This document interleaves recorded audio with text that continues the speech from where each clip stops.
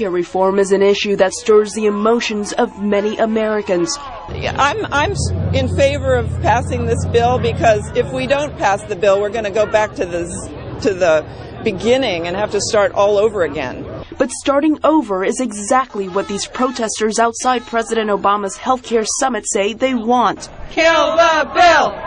Kill the bill! It's more of grandstanding than a genuine effort. In this summit, we wanted to make sure we'd send a message that, look, start over and get it right. Such conflicting views also reverberated at the summit, where Mr. Obama attempted to find common ground between majority Democrats and opposition Republicans. I'd like to make sure that this discussion is actually a discussion and not just us trading talking points. I hope that this isn't political theater, where we're just playing to the cameras and criticizing each other, but instead are actually trying to solve the problem. President Obama asked the lawmakers to start the discussion by focusing on the issues in the current health care bill where they find common ground, such as prohibiting insurance companies from ending coverage because of a pre-existing illness and reforming medical malpractice. But speaking on behalf of Republicans, Senator Lamar Alexandra wanted a more drastic approach. This is a car that can't be recalled and fixed, and that we ought to start over. Alexandra asked Democrats not to push the bill through Congress without Republican support.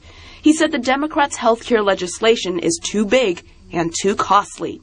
Our country's too big, too complicated, too decentralized for Washington, a few of us here, just to write a few rules about remaking 17% of the economy all at once. The Republicans propose taking smaller steps at reforming the health care system. Their ideas include allowing Americans to shop across state lines for health care insurance and expanding health care savings accounts.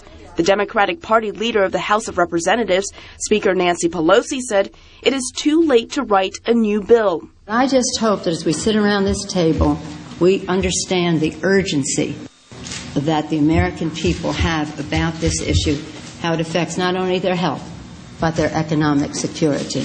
This summit comes after months of heated debate in Congress over health care reform. Some analysts say this may be President Obama's last chance at bringing the bill back to life. Even he concedes that differences between the two sides may be too great for compromise. At least we will have better clarified for the American people what the debate is about. A USA Today Gallup poll found about 75% of Americans think the summit will not produce a deal.